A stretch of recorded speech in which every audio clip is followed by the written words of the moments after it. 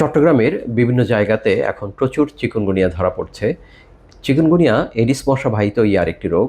Dengue, chikungunya, Zika এই কয়েকটি রোগই Aedes মশার মাধ্যমে ছড়ায়। চট্টগ্রামের বিভিন্ন স্থানে বিভিন্ন হাসপাতালের যে রোগীদের যে পরীক্ষা করা হচ্ছে, বিভিন্ন পত্রপত্রিকার মাধ্যমে যেটি জানলাম সেটি হচ্ছে যে ৭০ থেকে ৭১ ভাগ যে টেস্ট করা হচ্ছে তার মধ্যে চিকুনগুনিয়া ধরা পড়ছে। ডেঙ্গুর সঙ্গে সঙ্গে পাল্লা দিয়ে বাড়ছে চিকুনগুনিয়া। চিকুনগুনিয়ার যে লক্ষণ ডেঙ্গুর লক্ষণের খুব কাছাকাছি, এজন্য খুব সহজেই উপসর্গ দেখে ডেঙ্গু এবং চিকুনগুনিয়াকে আলাদা করা খুব কঠিন।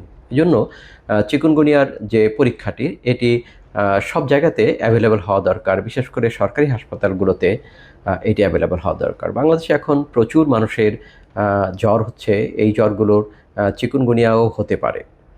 চিকুনগুনিয়া যদি সঠিক সময়ে আইডেন্টিফাই করা যায় তাহলে কিন্তু সহজেই এটির চিকিৎসা ব্যবস্থা দেওয়া খুব সহজ। চিকুনগুনিয়া, ডেঙ্গু এবং জিকা এই কয়েকটি টেস্ট করার জন্য কম্বো টেস্ট কিট পাওয়া যায়। এই টেস্ট কিটগুলো যদি সরকারিভাবে বাংলাদেশে আনা হয় তাহলে খুব সহজেই এই তিনটি রোগকেই একটি টেস্ট কিট দিয়ে আইডেন্টিফাই করা সহজ এবং সহজেই চিকিৎসা করা সম্ভব।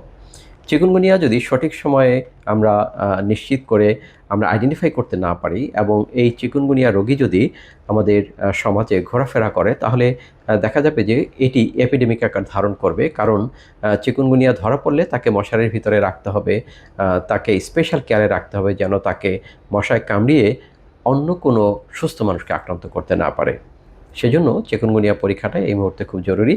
এবং যদি এই মুহূর্তে কারো জ্বর হয় আপনারা আপনাদের চিকুনগুনিয়া, ডেঙ্গু এই রোগগুলো পরীক্ষা করবেন এবং যদি এটি ধরা পড়ে তাহলে নিরাপদে মশারির ভিতরে থাকবেন যেন আপনাদের পরিবারের কেউ আক্রান্ত না হয়।